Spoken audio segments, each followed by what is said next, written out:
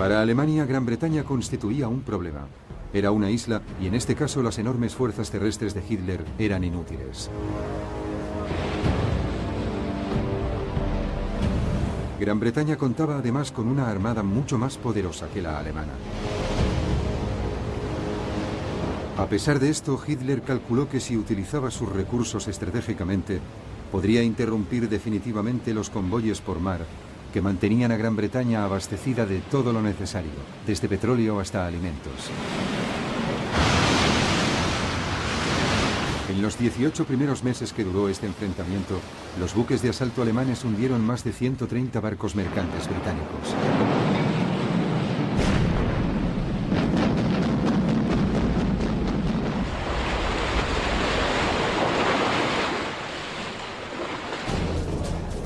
Algunos de los más efectivos buques eran los llamados acorazados de bolsillo, pequeños pero poderosos barcos de guerra diseñados en la década de 1930 para burlar las restricciones impuestas al rearme alemán tras la Primera Guerra Mundial. Uno de estos, el Graf Spee, fue especialmente conocido.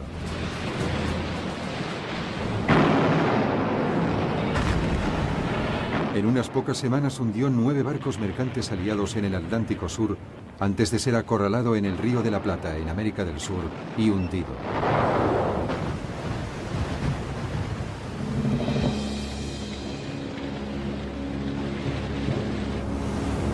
Pero los asaltos estaban cobrando muchas víctimas. Si las pérdidas continuaban, Gran Bretaña se enfrentaría a serios problemas de abastecimiento.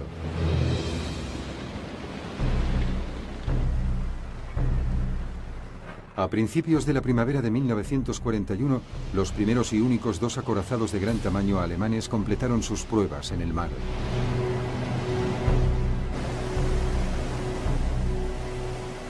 Hicieron estremecer a la Armada británica. Su potencial destructivo era enorme.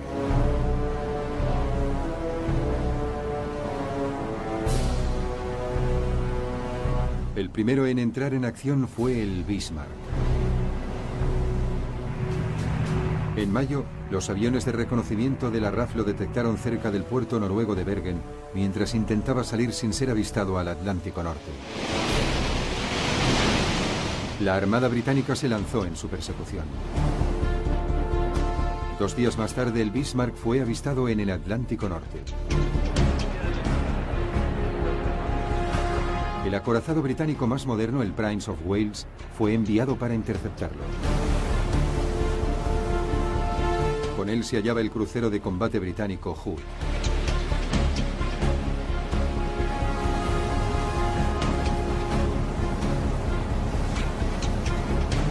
Temprano, en la mañana del día 24 de mayo de 1941, las 2 fuerzas se encontraron. Era la primera vez que los 2 acorazados se hallaban frente a frente.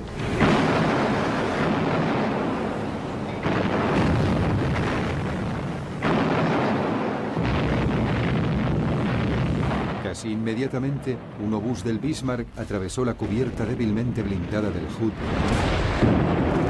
y penetró en uno de los pañoles de municiones de popa. Hubo una explosión enorme. Solo 3 de los 1.200 miembros de la tripulación del Hood sobrevivieron. El Prince of Wales, superado por la situación, se replegó. El primer combate se resolvía a favor del Bismarck. 2 días más tarde, el Bismarck fue avistado de nuevo, esta vez hacia el sur, a unos cuantos centenares de kilómetros a la altura de la costa francesa. Bombarderos torpederos Swordfish cayeron en picado sobre el navío.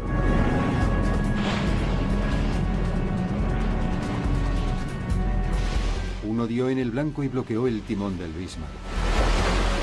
A la mañana siguiente, 2 acorazados británicos, el Rodney y el King George V, dieron alcance al dañado Bismarck.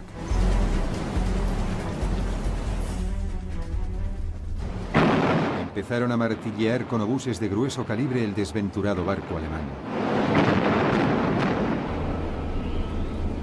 Pronto no quedó de él más que sus despojos llameantes. Finalmente, el Bismarck fue hundido por un torpedo. Solo 110 de sus 2.300 tripulantes se salvaron. El Bismarck se había hundido antes de tener la posibilidad de demostrar su valor.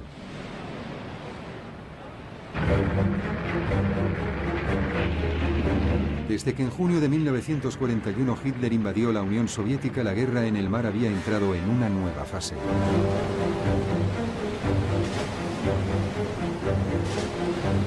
Gran Bretaña empezó a enviar barcos de suministros a los puertos rusos del Ártico, Murmansk y Arkhangel.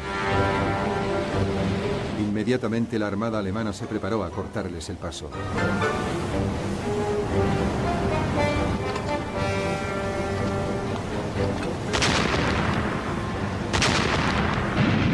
Uno tras otro los convoyes fueron atacados o amenazados. En el verano de 1943, el envío de más convoyes a Rusia se había vuelto tan peligroso que fue suspendido hasta el otoño, momento en que, tal como se esperaba, el mal tiempo y una escasa visibilidad ofrecerían cierta protección.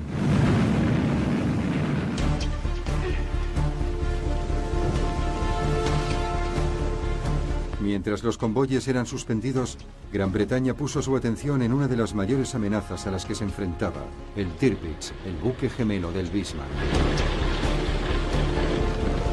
Había pasado meses escondido en los fiordos de Noruega, esperando el momento de abalanzarse sobre el enemigo. Durante todo este tiempo, la Armada Británica lo había estado vigilando de cerca, dispuesta a acabar con él definitivamente.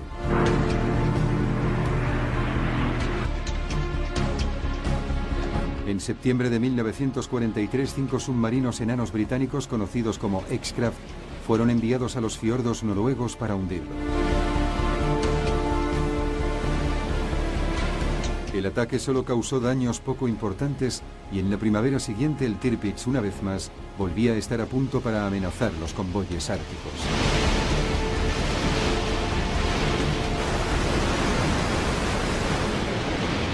Esta vez la Royal Navy envió una fuerza enorme para atacarlo. Incluía 6 portaaviones.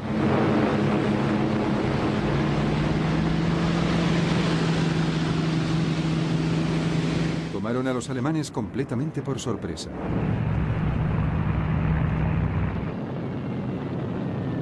Los bombarderos en picado británicos atacaron el Tirpitz. Pero dado que el Tirpitz estaba fuertemente blindado, las bombas relativamente pequeñas solo ocasionaron daños superficiales. 3 meses más tarde volvía a estar a punto para operar. Pronto fue descubierto en otro fiordo noruego. Bombarderos Lancaster cargados con enormes bombas Tallboy de 5 toneladas fueron enviadas para hundirlo de una vez por todas. El Tirpitz opuso una pantalla de humo que lo ocultó parcialmente. Sin embargo, varias bombas dieron en la proa, causando daños importantes.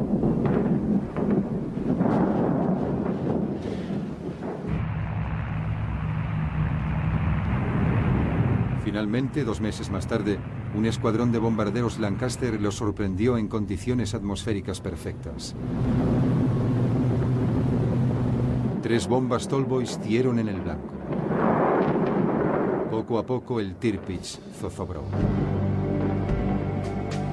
Casi 1000 tripulantes se hundieron con él.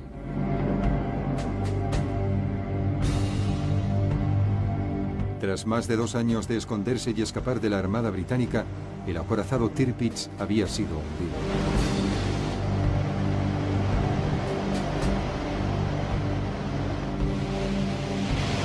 Los acorazados alemanes habían sido la gran promesa en la lucha para cortar las líneas de abastecimiento británicas, pero frente al poder abrumador de la Armada Británica nunca tuvieron la ocasión de demostrar su valor. Hitler había perdido la batalla en el mar, cuando menos en la superficie. Pero bajo las olas, la situación era muy distinta.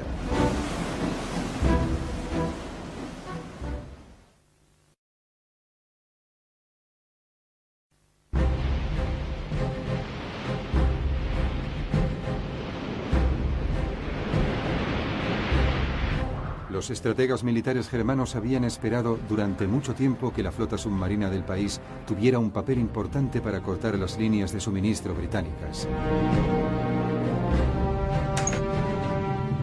Los submarinos alemanes podían acercarse por debajo del agua y atacar en el último momento. Los submarinos también eran extremadamente ágiles en la superficie.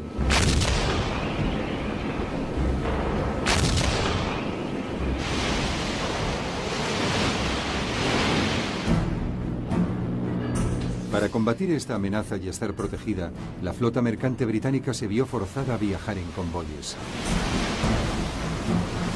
Pero había una escasez importante de buques antisubmarino para escoltarla. Muchos barcos viajaban sin protección. A pesar de ello, el mando naval británico parecía increíblemente satisfecho de sí mismo. Pensaba que disponía de las armas y la tecnología suficientes para contener la amenaza de los submarinos alemanes. Pronto se vio que no era así.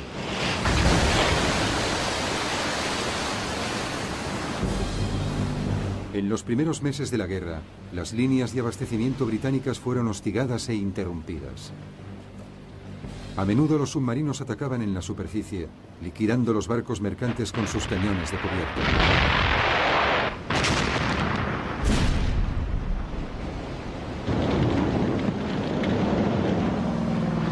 Como respuesta, la Royal Navy envió portaaviones equipados con aviones cazasubmarinos que patrullaban las rutas de navegación utilizadas por los convoyes.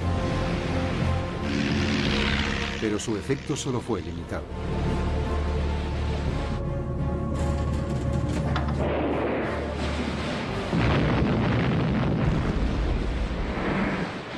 A finales de 1939, más de 100 barcos mercantes aliados habían sido hundidos por submarinos alemanes. Si las bajas continuaban aumentando a este ritmo, Gran Bretaña se enfrentaría a graves problemas de abastecimiento. Petróleo, comida y armas. Todo ello empezaría a escasear. Y entonces las cosas se complicaron aún más. Alemania ocupó Francia. De repente, la armada alemana, que en gran parte había sido contenida hasta el momento en el Mar del Norte, tenía acceso a la costa atlántica francesa.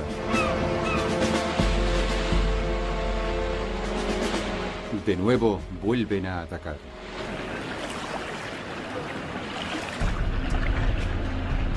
Los puertos atlánticos franceses se llenaron de submarinos alemanes de nueva construcción, especialmente el buque de altura del tipo 7C. El almirante Karl Dönitz, jefe del servicio de submarinos alemán, dispuso entonces los submarinos en lo que él denominaba manadas de lobos. Un grupo de submarinos se ponía en fila a través de una posible ruta de convoyes. Tan pronto como uno de ellos descubría un convoy, avisaba a los demás para atacar.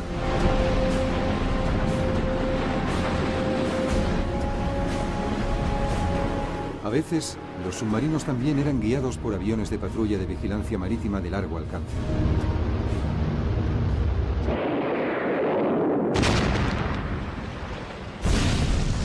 A finales de octubre de 1940, hasta un 40% de los barcos mercantes aliados que formaban parte de un convoy era hundido. Los suministros británicos de petróleo, alimentos y armas estaban amenazados.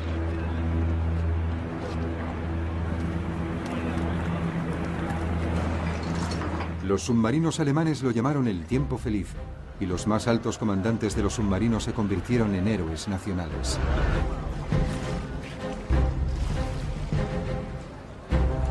Gran Bretaña estaba pagando cara su falta de preparación.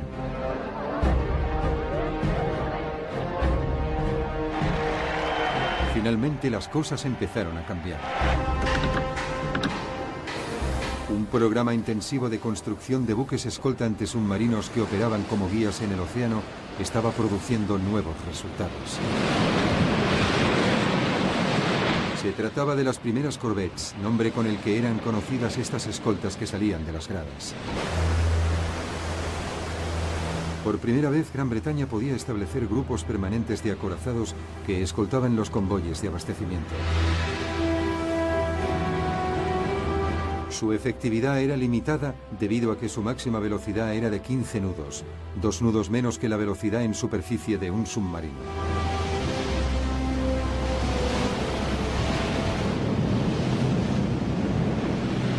Al mismo tiempo, los aviones de patrulla del mando costero británico estaban equipados con cargas de profundidad.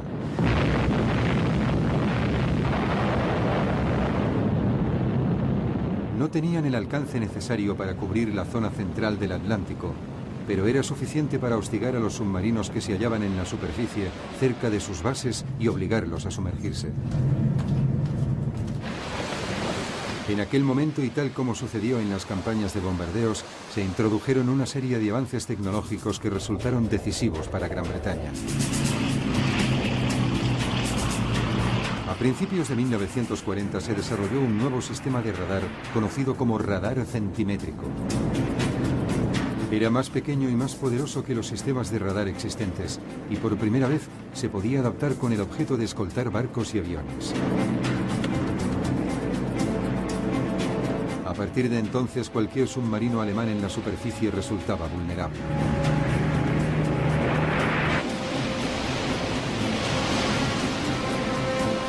Unos meses más tarde apareció un segundo avance tecnológico. El llamado HFDAF era un detector de radio. Siempre que un submarino alemán emergiese a la superficie para comunicarse, HFDAF podría captar la señal de radio y localizar su posición exacta.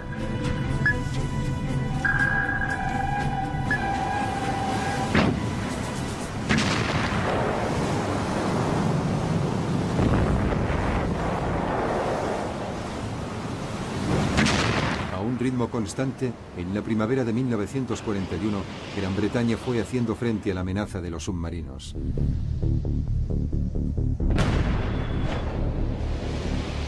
Las bajas en barcos mercantes descendieron a más de la mitad.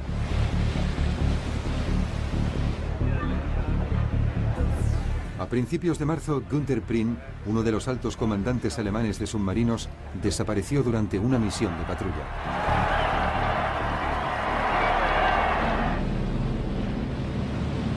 Poco tiempo después, otros 2 altos comandantes alemanes de submarinos perdieron la vida en misiones distintas.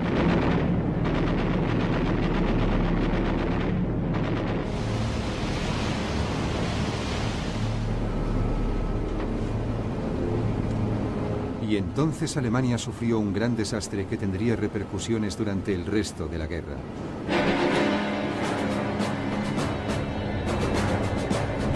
En mayo de 1941, el destructor británico Bulldog obligó al submarino alemán U-110 a salir a la superficie y rendirse. A bordo se hallaba una máquina Enigma utilizada para codificar las señales alemanas. Y lo que era más importante, el Bulldog también capturó los libros de códigos navales que iban con la máquina. Esto proporcionaría una ayuda muy valiosa a los descifradores de códigos británicos. En poco tiempo, sin saberlo los alemanes, Gran Bretaña conseguiría descifrar el sistema de comunicaciones navales alemanas.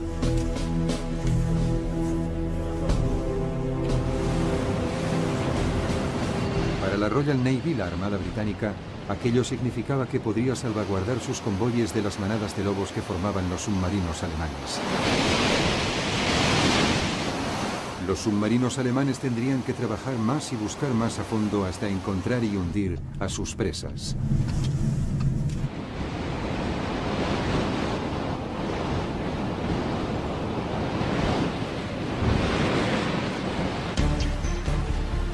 Aún así, y a pesar de las victorias aliadas, en el invierno de 1941, la máquina de guerra alemana continuaba produciendo cada vez más submarinos.